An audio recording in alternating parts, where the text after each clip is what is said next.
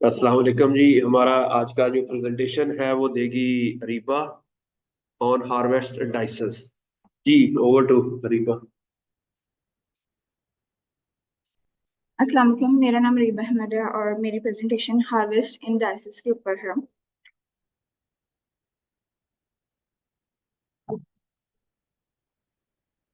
Sir ये आगे नहीं है। अब इसमें फर्स्टली मैं आपको एब्स्ट्रैक्ट के बारे में बताऊंगी, then introduction, material methods, results and discussion and conclusion. इस एब्स्ट्रैक्ट में मैं आपको बताऊंगी समरी, पेपर की समरी क्या है। इसमें एक न्यू मेथड यूज किया, new non destructive indices use किए गए हैं, जिसमें एब्जॉर्बेंस ऑफ क्लोरोफिल उसको हम कहते हैं, जो कि रेड स्किन कल्टीवर्स के लिए बहुत इंपॉर्टेंट होते हैं, क्योंकि उनमें येलो टू जब वो ग्रीन से येलो कलर में शिफ्ट होते हैं, कलर चेंज होता है, तो वो उसका पता नहीं चलता क्योंकि उसका रेड कलर जो होता है। फिर उसका रिलेशनशिप बाकी डिस्ट्रक्टिव इंडाइसिस के साथ बताया गया हुआ है, जिसमें सॉल्युबल सॉलिड कंटेंट है और उसके साथ फर्मनेस है। फर्स्टली इंट्रोडक्शन बताऊं कि हार्वेस्ट मेच्योरिटी हमारी इंपॉर्टेंट क्यों है। बिकॉज डिफरेंट सप्लाई चेन में हमें फ्रूट की क्वालिटी को मेंटेन रखना होता है। जैसे डिफरेंट फैक्टर्स भी इसमें अफेक्ट करते हैं, जिसमें ग्रोअर्स जो है वो ज़्यादातर फोकस करते हैं कि हार्वेस्टिंग के लिए इजी हो, और पैकेजिंग हैंडलिंग के लिए उसकी हैंडलिंग टॉलरेंस हो, और कंज्यूमर्स जो हैं वो टेक्सचर और फ्लेवर को प्रेफर करते हैं। मेच्योरिटी इंडाइसेस जो पीचेस के ज्यादातर जो यूज किए जाते हैं उसमें नॉन डिस्ट्रक्टिव और डिस्ट्रक्टिव हैं। जिसमें नॉन डिस्ट्रक्टिव जो हैं वो साइज, शेप और कलर हैं। डिस्ट्रक्टिव में फ्लैश का कलर है, फर्मनेस है और सॉल्युबल सॉलिड कंटेंट है। चैलेंजेस अगर हम देखें तो चैलेंजेस मैंने आपको पहले ही बताया कि जब येलो और ग्रीन से येलो कलर जब चेंज होता है रेड स्किन कल्टीवर्स में, तो वो क्लियरली विजिबल नहीं होता। लेकिन विजिबल जब येलो फ्लैश वाले जो पीसेस होते हैं उनमें क्लियरली विजिबल होता है उनका कलर, के हम उनको देख के ही हम बता सकते हैं कि उसकी मेच्योरिटी स्टेज जो है वो स्टार्ट हो गई है। लेकिन रेड फ्लैश वालों में ये नहीं कर पाते।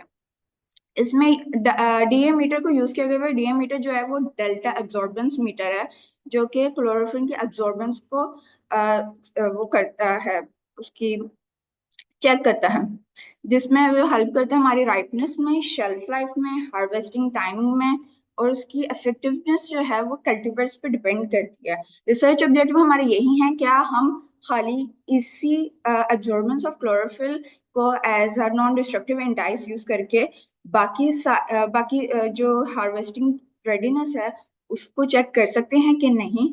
और इसी के साथ हम जो दूसरा वो कह रहे हैं कि फर्मनेस की जो स्टेबिलिटी है, अगर हम उसको डिफरेंट हार्वेस्टिंग पीरियड्स में उसको करेंगे तो वो क्या वो स्टेबल रहेगी कि नहीं। नेक्स्ट मटेरियल मेथड्स हैं, जिनमें सेवन पीचेस और 5 नेक ट्रेन कल्टीवर्स लिए गए हैं पीचेस के, जिसको प्रूनस पर्सिका कहते हैं। और ऑर्चर्ड सैंपलिंग की बात करें तो 3 to 5 डिफरेंट मेच्योरिटी स्टेजेस पे हमने जो फ्रूट को कलेक्ट किए गए हैं 20 ट्रीज पर कल्टीवर। इन 3 कल्टीवर्स जो कि हैं R8, लुसियाना और स्वीट ड्रीम, इनमें जो है हमने उसकी हार्वेस्टिंग डेट से पहले ही हमने उनको हार्वेस्ट किया है, ताकि उसकी मेच्योरिटी को हम चेक किया जा सके। सैम्पलिंग जो की गई है वो जून और जुलाई में की गई हुई है, बेस्ड ऑन जब उसका फुल साइज उसका अटेन हो जाए, उसकी फुल शेप हो जाए और रेंडमली ट्री से पिक किए गए हैं। और उसके बाद उनकी मेजर की गई है फर्मनेस, सॉल्युबल सॉलिड कंटेंट और उसकी क्लोरोफिल एब्जॉर्बेंस। फ्लैश टेम्परेचर को भी चेक किया गया है थर्मिस्टर थर्मोमीटर से, जिसकी रेंज 15 to 23 सेंटीग्रेड है। फर्मनेस और सॉल्युबल सॉलिड कंटेंट, फर्मनेस जो है वो पेनिट्रोमीटर के साथ चेक की गई हुई है। बोथ टू रीडिंग्स उसकी ली गई हैं, मीन्स कि उसकी 2 चीक्स की रीडिंग्स ली गई हैं पीच के। साथ साथ सॉल्युबल सॉलिड कंटेंट भी मुहैया किए गए हैं, जो कि डिजिटल रिफ्रैक्टोमीटर के साथ मुहैया किए गए हैं, और उसको एज अ सिक्रॉस परसेंटेज एक्सप्रेस किया गया है। इसी के साथ एब्जॉर्बेंस मेजरमेंट भी ली गई हैं, जो कि डीए मीटर के साथ ली गई हैं। उसमें भी 2 रीडिंग्स ली गई हैं। और ये इस बात को हमने अश्योर करना है कि हमारा जो सैंपल है वो डायरेक्ट सनलाइट से एक्सपोज ना हो रहा हो ड्यूरिंग सैम्पलिंग। डाटा एनालिसिस किया गया है, जिसमें मीन और स्टैंडर्ड डेविएशन कैलकुलेट किए गए हैं। स्कैटर प्लॉट्स बनाए गए हैं between relationship of absorbance of chlorophyll and firmness, or absorbance of chlorophyll with the soluble salt content. soluble solid content। उसके बाद लीनियर रिग्रेशन मालूम किया गया हुआ है बिटवीन दीज रिलेशनशिप। इसके बाद रिजल्ट्स हैं हमारे ओवरऑल कैरेक्टरिस्टिक्स जो हमने फाइंड किए गए हैं, उसमें फर्मनेस की जो रेंज है वो 42.0 टू 53.0 न्यूटन है, एक्सेप्ट रूबी रिच जिसकी 19.9 न्यूटन है, जो कि सॉफ्टर है। सॉलेबल सॉलिड कंटेंट फाइंड किए गए हैं जो कि 10% से अबव ही हैं सबके ज्यादातर, लेकिन एक्सेप्ट R8 के जो कि 9.8% है। इसी तरह एब्जॉर्बेंस वैल्यू जो है वो भी वेरी हुई है, जिसमें लुसियाना में 0.4 और highest in Ruby rich, early rich, royal summer and honey royal जिसमें 1.3 है। कंज्यूमर प्रेफरेंस से इसको को रिलेट इसलिए किया गया है क्योंकि अगर हाई सोल्युबल सॉलिड कंटेंट होंगे तो हाई शुगर लेवल होगा, जो कि ज्यादातर जो लोग हैं वो स्वीट पीचेस को प्रेफर करते हैं। इसी तरह फर्मनेस जो है वो भी क्रिटिकल है पोस्ट हार्वेस्ट हैंडलिंग में, शेल्फ लाइफ और कंज्यूमर सिलेक्शन में, जिसकी आइडियल फर्मनेस जो ईटिंग की फर्मनेस है वो 9 to 14 न्यूटन होनी चाहिए, लेकिन जो मिनिमम हैंडलिंग थ्रेशोल्ड है उसका वो 36 न्यूटन है। ये टेबल है जिसमें हम डिफरेंट कल्टीवर्स लिए गए हैं, जिनके साथ एन लिखा हुआ है वो मीन्स के नेक्ट्रेन कल्टीवर्स से लिए गए हैं, और जिनमें पी है मीन्स के वो पीच कल्टीवर्स हैं। हार्वेस्टिंग पीरियड उनका दिया गया है, डिफरेंट हार्वेस्टिंग पीरियड के साथ उनको हार्वेस्ट किया गया है, साथ उसके नंबर दिए गए हैं कि कितना हर कल्टीवेटर से कितने सैंपल लिए गए हैं। फिर उसकी फ्लैश की फर्मनेस दी गई है, साथ साथ सॉल्युबल सॉलिड कंटेंट बताए गए हैं जितने फाइंड किए गए हैं, और एब्जॉर्बेंस ऑफ क्लोरोफिल भी दी गई है, जो कि रिजल्ट्स मैंने अभी पिछले उसमें आपको बताया।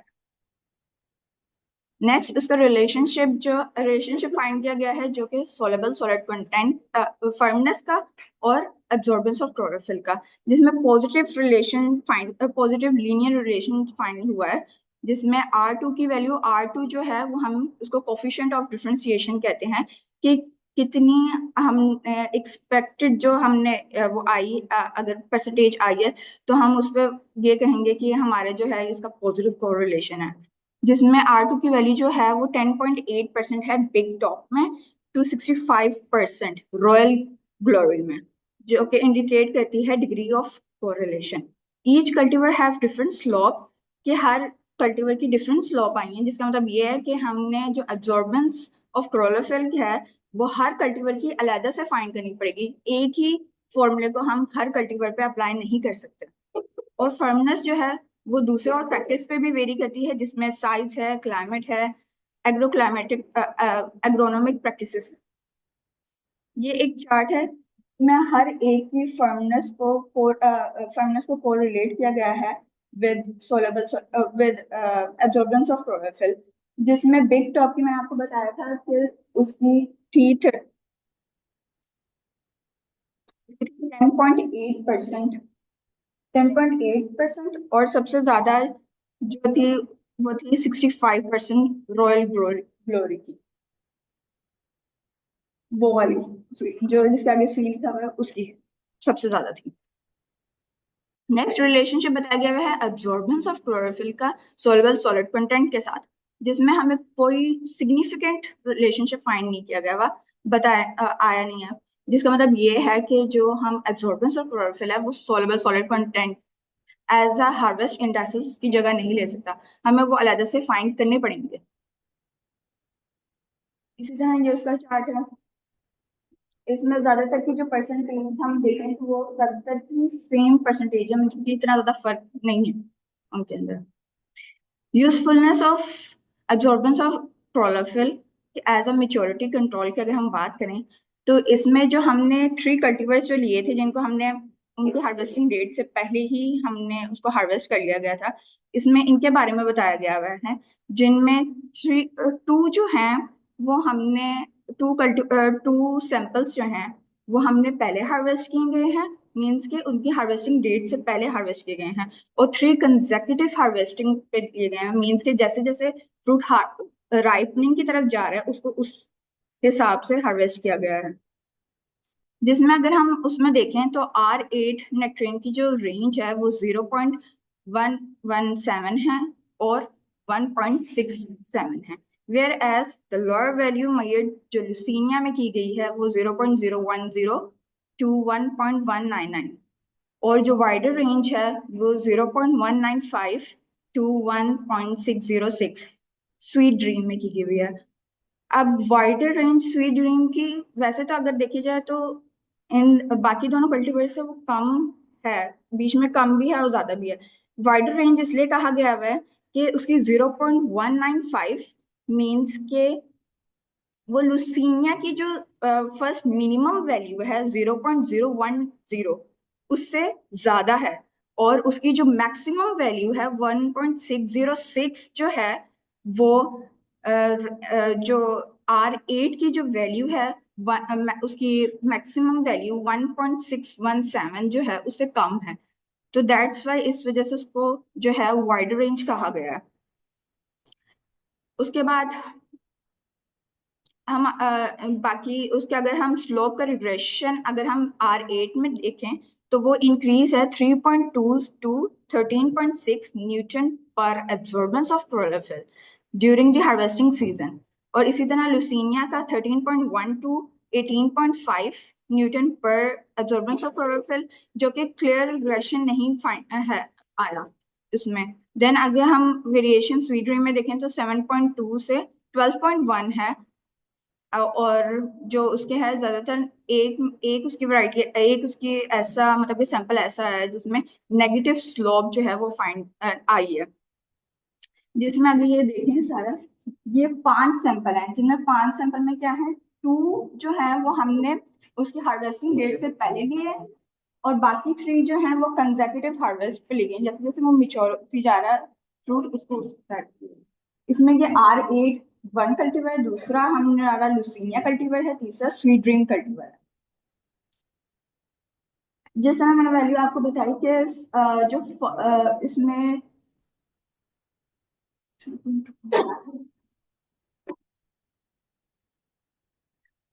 3.2 से लेके 3.2 फर्स्ट उसकी है, 3.2 से उसके लेके 13.1 तक है जो कि उसकी लास्ट वाली है।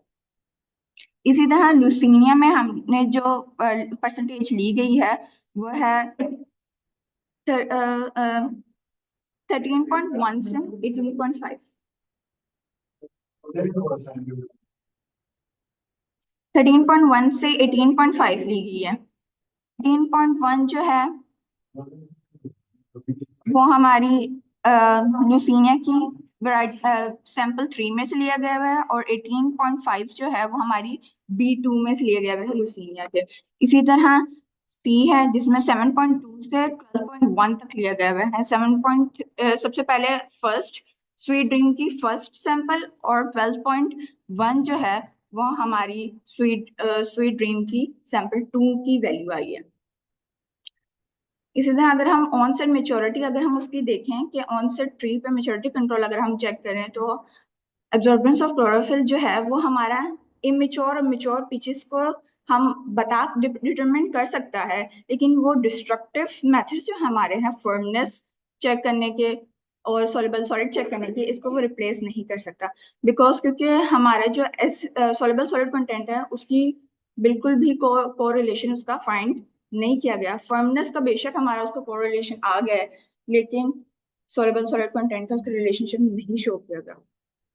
इसी तरह अगर हम कंक्लूजन करें तो हम ये कह सकते हैं कि जो एब्जॉर्बेंस ऑफ क्लोरोफिल है वो यूजफुल नहीं है एज अ हार्वेस्ट इंडाइसिस, कि हम इसको as a so alone he हम उसको ये हार्वेस्टिंग के डिसीजन के लिए इस्तेमाल कर सकें, बिकॉज क्योंकि सेम वही है कि सॉल्युबल सॉलिड कंटेंट जो है वो हमारा उसका कोरिलेट नहीं कर सकता, हमें उसके लिए सॉल्युबल सॉलिड कंटेंट को अलग से फाइंड करना ही पड़ेगा हमें फ्रूट के लिए। इसी तरह जो है फर्मनेस और सॉल्युबल सॉलिड कंटेंट की मेजरमेंट्स हैं वो रिमेन एसेंशियल है हमारे क्वालिटी कंट्रोल के लिए। So this is my presentation, if you have question ask me. बच्चों आओगे हम समझ क्या है हमारा वो की और की दो है जो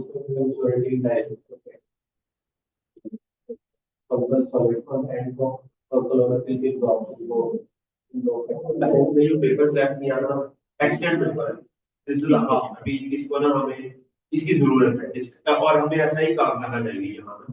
यस। अच्छा, इसका जो काम ये था ना, काम ये था कि हम ना कोई ऐसा मेथड डेवलप करें कि हमने हार्वेस्ट करना है। लेकिन हार्वेस्टिंग से पहले हमें ना दो तरह के एनालिसिस करने हैं। एक होते हैं डेस्क्रिप्टिव एनालिसिस, एक होते हैं non descriptive analysis. Descriptive analysis वो होते हैं जिससे फ्रूट जो है वो डिस्ट्रॉय हो जाता है। बल्कि आपने टोटल सॉल्युबल सॉलिड ब्लूम करना है तो आपने उसमें से जूस निकालेंगे, फ्रूट क्या हो जाएगा, डिस्ट्रॉय हो जाएगा। अच्छा, और है अगर आप उसका सिर्फ कलर चेक कर ले, ये भी एनालिसिस है ना, क्या कर ले, कलर चेक कर ले, तो ये नॉन डिस्ट्रक्टिव है। अच्छा, अब हम इसका मकसद ये था ऐसा कोरिलेशन फाइंड आउट करें। पर क्या अगर कलर के हम डिफरेंट पैरामीटर कर लें, green, dark green, light green, yellow green, 25% yellow, 50% yellow, 75% yellow, 100% yellow. फिर उसमें आगे जो 100% येलो का मतलब अब राइपनिंग हो गई है उसकी। अब उसके बाद क्या होगा, सेनिसन, क्या फ्रूट की होगी, सेनिसन का। अब वो डिस्ट्रॉय, वो बिल्कुल डेथ की तरफ जा रहा है फ्रूट।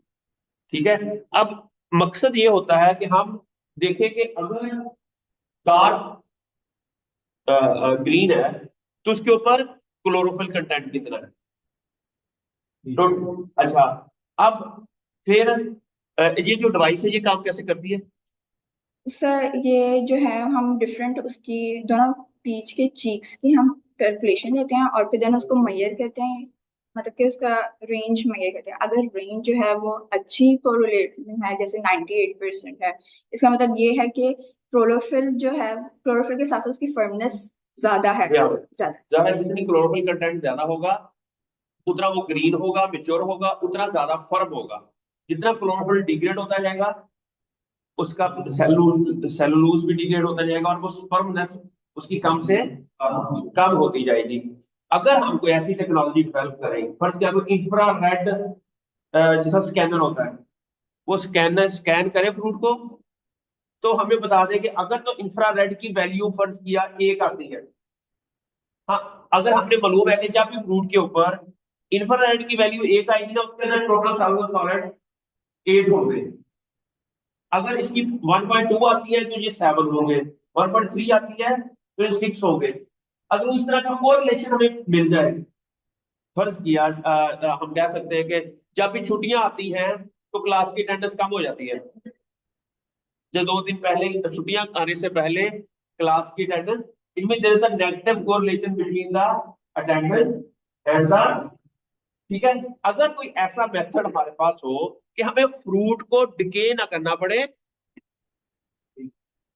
जस्ट उसकी इमेज की बेस के ऊपर, या कोई ऐसी टेक्नोलॉजी हो जो उसके अंदर रेज के ऊपर मारे और उससे हमें उसकी इंटरनल टोटल सॉल्युबल सॉलिड, उसका फर्मनेस, उसकी, और उसी बेस के ऊपर हमें पता चल जाए कि अब ये हार्वेस्टिंग के काबिल है या। अच्छा, इसके लिए जो हम काम कर सकते हैं कि हम ना आर्टिफिशियल इंटेलिजेंस को भी यही मेथड को आगे, हम हमारे पास डाटा हो और एआई को देते जाए, एआई को देते जाए। एआई एक ना इस तरह का कैमरा, भी कैमरा क्या करे, उस कैमरा उसके अंदर हो, उसके साथ हाथ लगा हो और वो ड्रोन की तरह का हो। ठीक है। वो कैमरा के अंदर हमें पता है कि यार ये फ्रूट का है, जो कलर होगा उसके अंदर एक पैरामीटर ना रखें, जिसने आपने कहा कि सिर्फ एक पैरामीटर नहीं, उसके अंदर हम ये भी रखें कि उसके अंदर कोई सेंसर भी लगा हो कैमरे के अंदर, वो तस्वीर भी ले, उसका कलर भी ले, उसको एनालाइज भी करे, फिर खुद ही जाके जिन जिन फ्रूट को हार्वेस्ट करना है ना,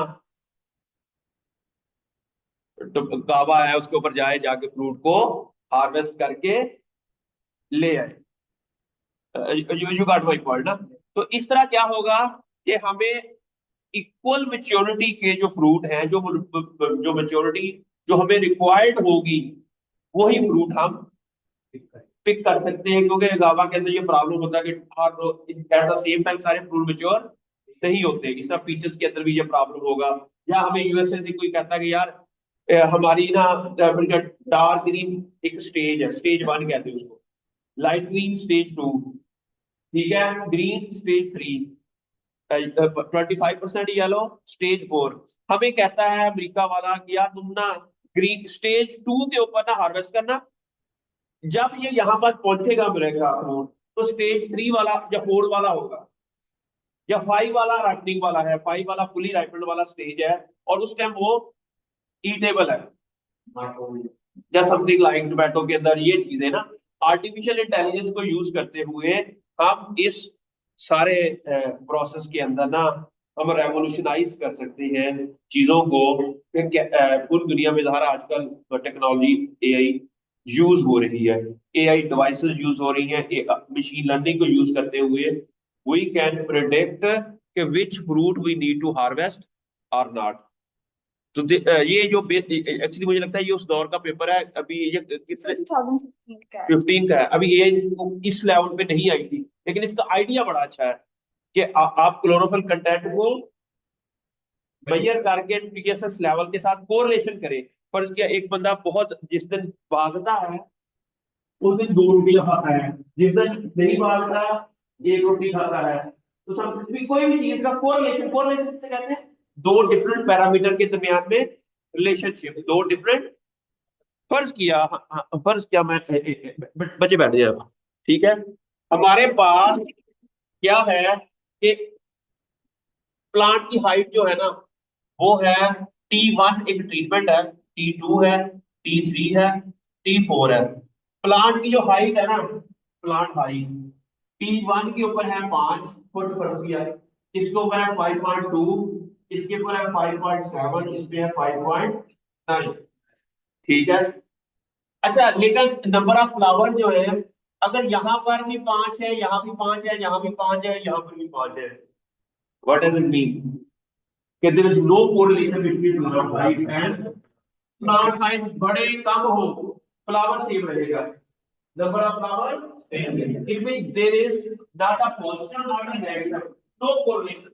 अगर आपने क्लोरोफिल कंटेंट रिमूव किया उससे टीएसएस जितना नॉर्मली क्लोरोफिल कंटेंट है इधर टीएसएस कम ज्यादा हो ही नहीं रहा, तो it means this is not a modern technology कि हम इसके थ्रू मालूम कर सके कि इसकी वो इसको हार्वेस्ट करना है या नहीं। लेकिन अगर कोई हमें ऐसा मिलता है वर्क किया नंबर ऑफ फ्लावर्स की बजाय number fertilize flower percentage, fertilize flower percentage, इसमें हमें मिलती है 20%, इसमें 50%, इसमें 75% और इसमें 78%। अब इन दोनों का आपस में पॉजिटिव कोरिलेशन है। अगर एक चीज बढ़ रही है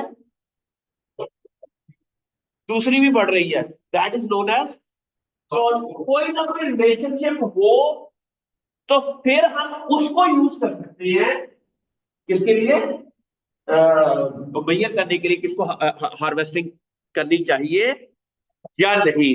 मेरी बात की समझ आ रही है। इसी तरह ही हमारे पास विटामिन सी कंटेंट हमने देखा, विटामिन सी कंटेंट इसके अंदर 5 है, इसके अंदर 4.5 है, 4.3 है, 4.1 है।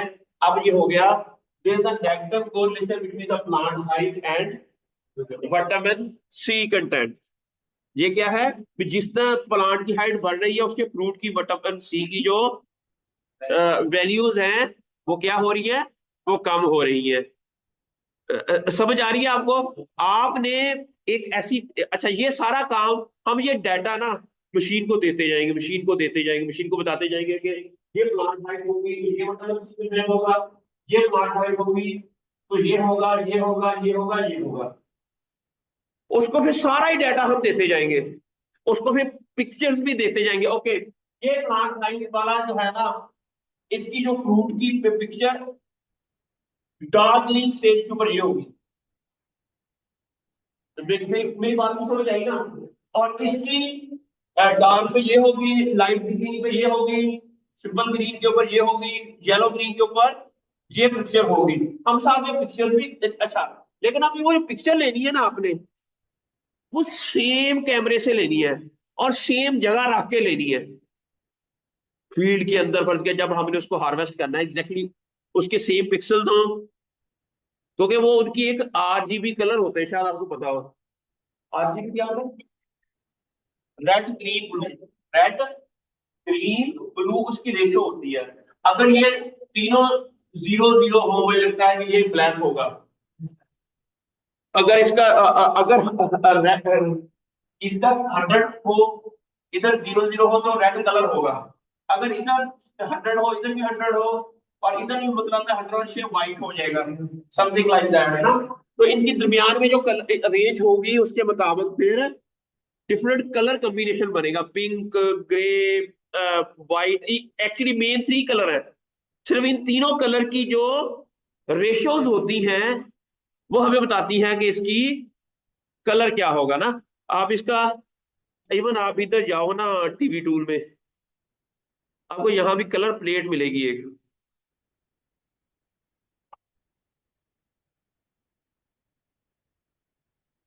ग्राफिक्स में जाए ना आप,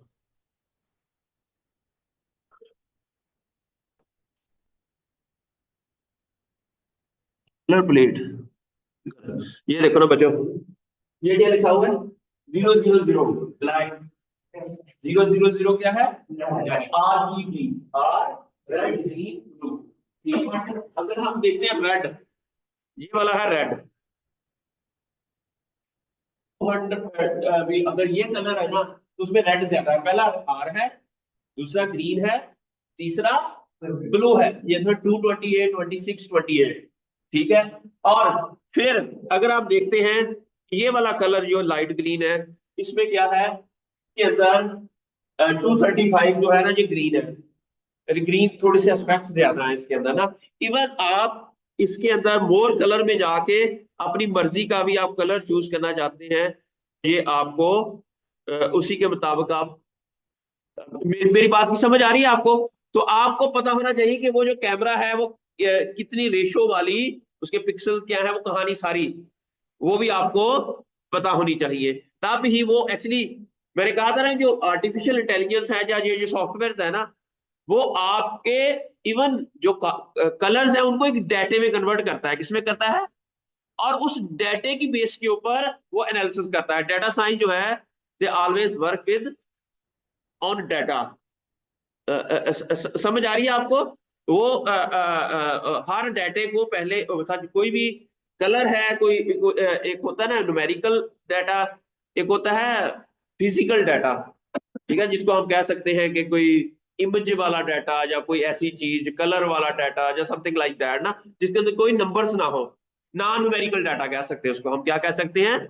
नॉन न्यूमेरिकल डाटे को भी हम, अब एटीजीसी, ये क्या है? ये नॉन न्यूमेरिकल है। हम जब फाइलेंजर ट्री बनाते हैं, एक्चुअली वो उस डाटे को एक नंबर्स में कन्वर्ट करके अलाइनमेंट करता है, और उस बेस के ऊपर फिर हमें बताता है कि कौन से जीन्स आपस में सिमिलर हैं और कौन से नॉन सिमिलर हैं या डिफरेंट है। मेरी मेरी बात की समझ आई है आप लोगों को? तो इस तरह हम ना हमारे पास कोई ऐसा चीज आ जाए जिसके अंदर अभी हमने ना रिसेंटली, मैंने ना एक दोस्त है मेरा, हम इंशाल्लाह इसके ऊपर भी काम करने लगे हैं। आसम, मेरा दोस्त है, सिट्रस रिसर्च इंस्टीट्यूट में होता है वो। ठीक है, उसने ना मुझे ये एक डाटा भेजा है फ्रूट के ऊपर। ठीक है, अब ये जो डाटा है ना, मैं आर्टिफिशियल इंटेलिजेंस वाला एक मेरा दोस्त है उसको दिया है। ठीक है, फ्रूट का डायमीटर, एसिडिटी, ये सारा उसका पेपर ऑलरेडी ये पब्लिश हुआ हुआ है। लेकिन हम ना इसके ऊपर एक आर्टिफिशियल इंटेलिजेंस यूज करते हुए एआई, उसने मुझे काफी डाटा भेजे, ये देखो ना। अब हमने ना क्या करना है कि ये डाटे सारे, मेरा है इरादा है कि करें, शायद हम लोग इसमें कामयाब हो जाए। हम क्या करेंगे कि पूरे पाकिस्तान से जितने भी रिसर्च इंस्टीट्यूट है ना, उनको कहेंगे कि आपके पास जितने भी डाटे हैं ना, जो आपने फील्ड ट्रायल लगाए हुए हैं, किसी वैरायटी ट्रायल के ऊपर लगाए हुए हैं, वो सारे डाटे हमें दे। हम क्या करेंगे, एक मेरा दोस्त है वो इसको मशीन लर्निंग के अंदर डाल के ना, फिर ना एक ना सॉफ्टवेयर डेवलप कर देगा है। टूल बना देगा, वो मॉडल मॉडल बना के ना एक वो सॉफ्टवेयर डेवलप कर देगा। फिर हमने फार्मर्स को बस वो सॉफ्टवेयर देंगे, वो होगा तो सारा पाइथन, उसके पीछे तो प्रोग्रामिंग होगी ना, लेकिन उस प्रोग्रामिंग को बेस करके उसको यूजर फ्रेंडली बना देगा। चले हम अपना वो हर हर कंट्री का डिफरेंट है ना, हर इलाके की रिक्वायरमेंट डिफरेंट है, उन्होंने अपने इलाके के मुताबिक वो डाटा जनरेट किया होगा ना। हमारी वैरायटीज, हमारी क्लाइमेटिक कंडीशन, हमारी ह्यूमिडिटी, हमारा टेम्परेचर है। अच्छा आइडिया ना। तो इस तरह एक्चुअली हमने मिलके ये इंशाल्लाह आइडिया, अगर हमें कुछ ज़रा आप लोगों से भी काम कराना पड़े तो वी कैन डू दैट। ठीक है, तो इसमें ये होगा कि हम ना ये सारा डाटा हम रिसर्च पेपरों को भी, मैंने उनको कहा कि हम रिसर्च पेपर के अंदर भी जो डाटा है ना उनको भी डाउनलोड कर लेंगे। ठीक है, कई पब्लिश होंगे, हुए होंगे पेपर, उन सबको पेपर्स को, डाटे को ना इकट्ठा करते करते करते करते ना हम एक सॉफ्टवेयर को ट्रेन कर देंगे। और उस ट्रेनिंग से हम अब हमने, एक फार्मर है वो चाहता है यार मैंने ना चीचा वतनी के इस ऑर्चर्ड के अंदर मैंने ये फ्रूट लगाना है, तो मुझे कौन सी वैरायटी बेस्ट रहेगी। जस्ट उसने उस ऐप को कहना है, तो ऐप हमें बता देगी कि which could be the best suitable variety और करंट अवेलेबल रिसोर्सेज के अंदर उसको क्या आपने फर्टिलाइजर देना है। इवन आपको पता है कि पूरे पंजाब का एक और ऐप भी है जिसके अंदर पूरे पंजाब की जमीन का भी सर्वे हुआ हुआ है। पता नहीं उन्होंने कोई क्या तरीका इस्तेमाल किया हुआ है कि उनको ये पता है कि इस जमीन के अंदर नाइट्रोजन कितनी है, फास्फोरस कितनी है, पोटाश कितनी है, मैग्नीशियम कितनी है पूरे पंजाब के हर खेत का हम वो डाटा है। ठीक है, तो फिर हम उनको इस मशीन को ना सिर्फ हम ये डाटा भी देंगे कि उस साल बारिश कितनी हुई थी, उस साल टेम्परेचर क्या था, उस साल ह्यूमिडिटी कितनी थी, और कितनी बारिशें हुई थी, समथिंग लाइक दैट ना। इतना बड़ा डाटा जब हम उस मशीन को देते जाएंगे देते जाएंगे देते जाएंगे, वो मशीन लर्निंग किसे कहते हैं? हाँ, एआई टूल को बनाने के लिए हमें मशीन लर्निंग की जरूरत है। What is the machine learning? जो करता है उसके अंदर फीड करता है, वो स्टोर करता है, फिर यूजर्स को आस्क करता है, अगर वो सर्च करें तो वो उनके सामने आए। वो आ जाता है। मशीन का मतलब मशीन को ट्रेन करना। मशीन जिस तरह हम छोटे बच्चे को लर्निंग करवाते हैं, ए 1+2 3 होता है, वो लर्न कर रहा होता है। क्या कर रहा होता है? हम ऐसे ही मशीन को लर्न करवाते हैं, और तो मशीन फिर हमें आर्टिफिशियली इंटेलिजेंट हो जाती है। आर्टिफिशियल इंटेलिजेंस का मतलब क्या था? सर जो खुद से यूज करके डाटा प्रोवाइड करता है, नहीं यूज करके क्या मतलब कि खुद से देते हैं तो उसमें फीड करते हैं, फिर वो हमें बोलते आउटपुट देती है कोई भी चीज। हम क्या हम कहना, ये जो है ना समीर बहुत पोस्ट हार्वेस्ट का इंटेलिजेंट है। It means that he can, तीन चीजें होती है इंटेलिजेंट होने में: ऑब्जर्वेशन, एनालिसिस, आपने एक चीज को ऑब्जर्व किया, उसका एनालिसिस किया, और एक आउटपुट दी। अगर तो वो आउटपुट जो आपने दी वो ठीक है, इट मींस आप इंटेलिजेंट हो। इट मींस दैट हैं। आप इंटेलिजेंट हो। फर्क किया हम यहाँ पर लिखते हैं 3.03 + 2.63, इसको प्लस करना है। आपको पता चल गया, आपने ऑब्जर्व किया ये प्लस का क्वेश्चन है। दूसरा, आपने फिर उसको प्लस किया, पहले तो ये अंडरस्टैंड किया कि ये ऑब्जर्वेशन है, फिर ये प्लस का क्वेश्चन है। दूसरा, आपने फिर प्लस किया, प्लस करने के बाद जो आउटपुट आई, अगर वो ठीक है तो हम कहेंगे कि आप इंटेलिजेंट है। इस तरह अगर एक मशीन ये काम करती है, उसको हम कोई डाटा देते हैं या कोई ऐसा प्रॉब्लम बताते हैं, या ये हार्वेस्ट, इनमें से किनको हार्वेस्ट करना है, वो जाती है जाके ऑब्जर्व करती है, उसके जो सेंसर के थ्रू, उसके जो अंदर डाटा पड़ा हुआ है उसके थ्रू वो एनालाइज करती है, फिर उसको हार्वेस्ट कर लेती है, और वो कंज्यूमर को पसंद आता है। It means that this machine is intelligent. ठीक है, तो इस तरह की जो टेक्नोलॉजीज है ये आजकल अभी दुनिया में लोग इसके ऊपर लगे हुए हैं काम करने। और ये काम बहुत हद तक एग्रानोमिक क्रॉप में पाकिस्तान में भी हो चुका है, लेकिन अनफॉर्चुनेटली ये सिर्फ एग्रानोमिक क्रॉप में हुआ है। ठीक है, हॉर्टिकल्चरल क्रॉप के ऊपर नहीं हुआ अभी तक ना। तो कोशिश है कि हम कुछ हॉर्टिकल्चरल क्रॉप के अंदर कोई इनोवेशन इसको लेकर आए, कुछ चीजें जिससे को बेहतरी हो। ठीक है, तो हम एक ऐप बनाएं, उस ऐप को हम अपनी डिपार्टमेंट की ऐप के नाम पे इंट्रोड्यूस करा दें।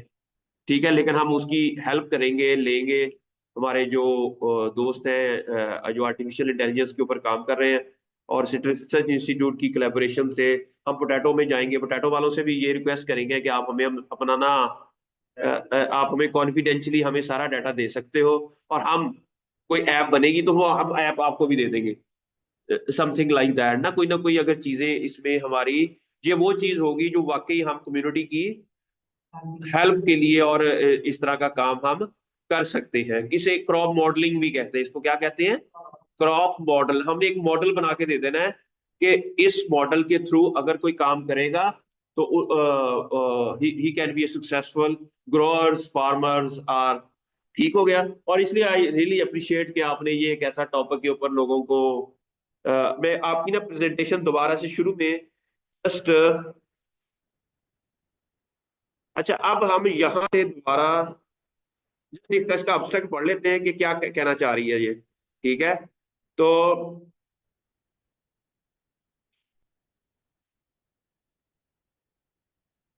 अच्छा अब्स्ट्रैक्ट में कहना क्या चाह रही है जी? हम बात बड़े पहला क्या लिखा है? Harvest maturity and consumer satisfaction. Mature peach harvest lead to poor consumer experience. ये समझ आइए प्रॉब्लम क्या है कि हमें पता नहीं चलता, हम इमेच्योर पीच को हार्वेस्ट कर देते हैं। हम क्या करते हैं? इमेच्योर पीच को हार्वेस्ट कर लेते हैं, जिसकी वजह से जो कंज्यूमर है उसका एक्सपीरियंस अच्छा नहीं है। वही कहानी जो मैंने अपना आप लोगों को अभी आगे Traditional maturity index. Peaches are assessed using size, background color, non-destructive, non-destructive and flashy colored dimness SSC destructive. ठीक हो गया। ये वो मेथड है जो ट्रेडिशनली लोग यूज कर रहे हैं। ऐसे इसे फार्मर को लॉस बड़ा हो जाता है कि फ्रूट तो हमारे सारे हो जाते हैं डिस्ट्रक्टिव एनालिसिस के अंदर। जी तो समझ आ रही है आपको? जी आगे। New index, the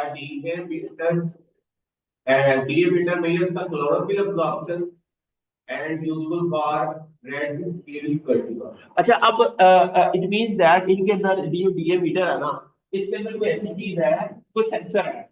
ये क्या करता है? एक सेंसर है। अब क्लोरोफिल का एक खास वो है, वेवलेंथ होती है। एक जो क्लोरोफिल होता है ना, उसकी एक खास वेवलेंथ होती है। मुझे लगता है वो 450 नैनोमीटर है। Chlorophyll A, chlorophyll B, carotenoid जितने भी होते हैं उनकी एक खास वेवलेंथ होती है। क्या वो डिएमीटर अब उस वेवलेंथ वाली लाइट उसके ऊपर डालेगा ना, जितनी अब्सॉर्ब हो जाएगी इतनी और बाकी रिफ्लेक्ट हो जाएगी जब वापस आ जाएगी। जितनी उसमें जाके वापस आएंगे उसको मीटर अब्सॉर्ब कर लेगा, उसको मीटर अब्सॉर्ब कर लेगा, उसको आइडेंटिफाई कर लेगा कि इतनी जो रेज है ना बाकी सारी चली गई हैं, जो इतनी रेज है वो वापस आई, इतनी वापस आई उतना उसके अंदर क्लोरोफिल कंटेंट है। फर्स्ट किया अगर हम यहाँ पर देखते हैं ना तो थोड़ा बार जितनी चीजें वापस आएंगी, फर्स्ट ये यहाँ पर एक इतना सा एक पर्दा है, इतना सा जो चीज है, हमने गेंदे मारी ज्यादा तो बहुत चलेगी, तो कच्ची आपने 100 गेंदे मारी, 30 वापस आ गई, बाकी सारी इट मीन उसका साइज इतना है 30 वाला। इससे हम ये कह सकते हैं कि उसका साइज जो है वो 30 मीटर वाला है, इससे ज्यादा वाला नहीं है। Something like that. यहाँ पर क्लोरोफिल कंटेंट है, हमने लाइट डाली, बाकी लाइट नहीं चलेगी, तो वापस आई है उतने क्लोरोफिल कंटेंट है उसके अंदर। You got me point. तो इस तरह को मुझे लगता है इसका इस डिवाइस का जो है ना वो एक फंक्शन होगा। अब आइए show a variable correlation with firmness. अच्छा, अब ये फर्मनेस कैसे? पहले हम क्या करेंगे कि रेस डालेंगे, फिर हम उसको डिस्ट्रक्टिव करेंगे, क्योंकि अभी हमने ऑप्टिमाइज करना है। अभी हमने रेस देखेंगे कि कितनी रेस वापस आई है, अब उस फ्रूट की फर्मनेस कितनी है, उस फ्रूट की टीएसएच कितनी है, उस फ्रूट की बाकी सारे जो पैरामीटर्स हैं उस रेस के ऊपर कितने हैं। तो डिफरेंट फ्रूट्स को लेते जाएंगे, उसके ऊपर वो देखे जाएंगे कि कितनी कितनी रेस वापस आ रही है, उसकी एक रीडिंग आती है। फिर उस रीडिंग को इस तरह करके हम डाटा लगा के हम चेक करेंगे कि whether there is a positive correlation between the race and the firmness और नेगेटिव कोरिलेशन है या कोई कोरिलेशन नहीं है। ये तीन चीजें हमने मालूम करनी है। नेगेटिव कोरिलेशन है, पॉजिटिव कोरिलेशन है या कोरिलेशन है ही नहीं। यही चीज मैंने आपको बताई थी कि अगर हम पॉजिटिव कोरिलेशन का मतलब क्या है, नेगेटिव कोरिलेशन का मतलब क्या है, और आपका रिजल्ट क्या कहता है कि देयर इज नो कोरिलेशन। अच्छा है, लेकिन उसमें उसका कोई कोरिलेशन नहीं है। जी बच्चे ये देखो ना, इसने बताया कि फॉर्मनेस के अंदर कोई कोरिलेशन नहीं आया, कोई कोरिलेशन नहीं आया। अब आपने फर्ज किया, अब आप इस तरह के कई और मेथड, कोई और टेक्नोलॉजी नहीं डेवलप कर ले, कोई ऐसी टेक्नोलॉजी, हम इलेक्ट्रिकल इंजीनियरिंग को कहें यार कोई ऐसी टेक्नोलॉजी डेवलप करके दो जिससे हमें ये पता चल जाए कि हमने इसको हार्वेस्ट करना है, या जो भी इसके अंदर ज़ाहिर है, हम टेक्नोलॉजी की जब बात करते हैं तो इलेक्ट्रिकल इंजीनियरिंग की बात या इंजीनियर्स की बात तो, एग्री इंजीनियरिंग की बात तो होगी, ठीक है, उसके साथ मिलकर, लेकिन उनको एनालिसिस सारे करके हमने देने हैं, उसको फ्रूट श्रूट ये सारा काम हॉर्टिकल्चरस्ट का है, लेकिन हमने उसको टेक्नोलॉजी के साथ लिंक करना है। मेरी बात की समझ आ रही है ना? This is the way we can go ahead, और इसके अंदर हम ये चीजें कर सकते हैं। अच्छा, अब ये नॉन सिग्निफिकेंट कोरिलेशन, या इन्होंने कहा कि was observe between the solid content and, अच्छा अब इसके अंदर हुआ जो वैल्यूएबल कोरिलेशन विद फर्मनेस, ये मेन जो ऑब्जेक्टिव था इसका। लेकिन अगर ये काम हम ये भी करेंगे, ये काम हम करेंगे, साथ में एक और डिवाइस ऐड कर देंगे उसको फिर, लेकिन यहाँ पर जो डाटा है ना, ये बहुत ज्यादा जनरेट करना पड़ेगा। एक पूरे रिसर्च इंस्टीट्यूट का ये काम है कि जहां पर हर रोज पोस्ट हार्वेस्ट के कोई फ्रूट्स आ रहे हैं, उनके एनालिसिस हो रहे हैं, और डेली वो मशीन वहां पर हमने इंस्टॉल की हुई है, और कोई हमारे पास 50,000 60,000 1 लाख फ्रूट्स आए हैं, उनका डाटा हमने, और फिर कई सालों का डाटा है, तब हम जितना डाटा ज्यादा होगा उतना एक्यूरेसी होगी। फर्ज किया मैं कहता हूं पूरी क्लास में से सिर्फ 5 बंदों का मैं रिजल्ट ले लूं, एक बच्चे का रिजल्ट आया 85, दूसरे का अभी 82, तीसरे का हमें जो रैंडमली हमने 3 बच्चों का सिलेक्ट किया, तीनों का 80+ था। अब हम कहेंगे एवरेज कितनी वैल्यू आई है, 82। तो लेकिन हमें पता चला कि इसमें तो 76 वाले भी थे, 68 वाले भी थे, तो this is not a accurate data. ठीक है, एक्यूरेट डाटा के लिए जितना डाटा का जो वॉल्यूम है वो ज्यादा होगा, उतना वो डाटा, इसीलिए आजकल जो डाटा साइंस आई है उसके अंदर ये है कि डाटा हम लेते हैं कोई मिलियंस में, लाखों में, और उसको फिर एनालाइज करने के लिए ये सिंपल स्टैटिस्टिकल कोरिलेशन रिग्रेशन वाले टूल भी यूज नहीं होते। जिस तरह आपको पता है कि मैं एग्जांपल बताता हूं कि 2 तरह की फिजिक्स होती है, एक होती है क्लासिकल फिजिक्स, एक बार सेंटर पर हाई एनर्जी फिजिक्स जो हमारे पास इधर बना हुआ है आपको। अच्छा, क्लासिकल फिजिक्स में क्या है कि आप सिर्फ मैटर लेवल के ऊपर स्टडी करते हो कि बॉल को मारा वापस आ गई, ये सब एटॉमिक लेवल पे आप डिस्कस कर रहे हैं। आप फर्ज किया, आपने कहा कि ये 2 पर्सन आपस में जो न्यूटन के कानून थे, समझो हम न्यूटन के जो कानून थे ना, वो सब एटॉमिक लेवल पे नहीं थे, वो थे 2 ऑब्जेक्ट के लेवल के ऊपर, बड़े लेवल पे बड़े ऑब्जेक्ट का आपस में F = टू ma जो भी है ये सारे। लेकिन जब यही रूल्स उन्होंने सब एटॉमिक लेवल के ऊपर अप्लाई किए ना, तो वहां एप्लीकेबल नहीं थे। ठीक है, वहां उनके क्वांटम जो मैकेनिक्स है, क्वांटम कंप्यूटिंग जो सिस्टम इन्होंने वो, आप कहते हैं कि जो क्लासिकल फिजिक्स और क्वांटम फिजिक्स है ना, इनके सारे रूल्स ही दूसरे से डिफरेंट है। में आप इनके दोनों के रूल्स को अगर डिफरेंशिएट करें तो you can find a lot of difference between the quantum physics and classical physics. इसी तरह ये जो हमारा ये डाटा है ना, जो हम ये डाटा एनालिसिस किया हुआ है कोरिलेशन का, रिग्रेशन का, ये सब जो क्लासिकल स्टैटिस्टिक्स है, ये क्या है, जो क्लासिकल फिजिक्स है। ठीक है, लेकिन जो एआई है ना, वो क्वांटम फिजिक्स है। एआई के अंदर जो भी वो टूल्स यूज हुए हैं ना, वो हाई लेवल के मॉडिफाइड, और इसीलिए डाटा साइंस स्टैट वालों की नहीं है, डाटा साइंस क्वांटम कंप्यूटिंग वालों की है। हालांकि स्टैट के अंदर भी तो डाटा साइंस शुरू हो सकता था ना, क्योंकि इनके जो रूल्स है ना, मुझे मुझे नहीं आते, मुझे वो क्लासिकल वो स्टैटिस्टिक्स आती है। मैं ये जो क्वांटम स्टैटिस्टिक्स है, क्वांटम लेवल के ऊपर क्वांटम कंप्यूटिंग है ना, उसको लर्न करने की कोशिश कर रहा हूँ। ठीक है, मेरी बात की समझ आ रही है ना? तो आपने ही जितना हमारा क्वांटम की तरफ जाएंगे, जितना माइक्रो लेवल के ऊपर जाएंगे, चीजें ज्यादा वेल अंडरस्टैंडेबल है।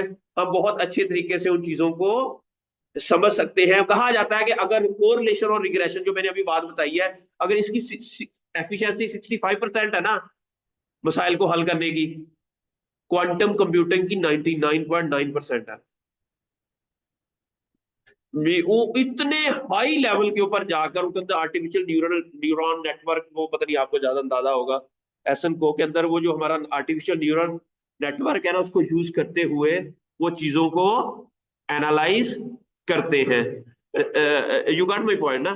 तो इस तरह करके हम इनको जो जो दुनिया है ना, जो आजकल साइंस ऑफ ग्लोबल चैलेंजेस है ना, तो दुनिया के अंदर जितने भी नए ग्लोबल चैलेंजेस आ रहे हैं, तो वो उसके लिए हमें ये नई टेक्नोलॉजीज है, मुझे लगता है कि हर बच्चे को ये आनी चाहिए, सीखनी चाहिए। एटलीस्ट उसके ड्राइवर जरूर होना चाहिए। एक होते हैं ना मैकेनिक्स, एक होते हैं ड्राइवर्स। हमें गाड़ी चलाने के लिए इंजीनियर बनने की जरूरत नहीं है, हमें ड्राइवर बनने के लिए ड्राइवर की ही जरूरत है ना। हमें एटलीस्ट थोड़ा बहुत तो पता होना चाहिए, लेकिन मेनली हमें पता होना चाहिए कि इसको ड्राइव कैसे करना है। ये जो जितने भी ये टूल्स हैं, इनको ड्राइव हमने करना है। We are the end user. जो इंजीनियर हैं उन्होंने ये टेक्नोलॉजी डेवलप करनी है, लेकिन एंड यूजर क्या है? ठीक है, एग्रीकल्चर के इसी तरह वो इंजीनियर नहीं बन सकते।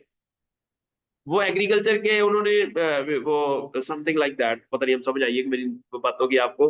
तो आ गई है।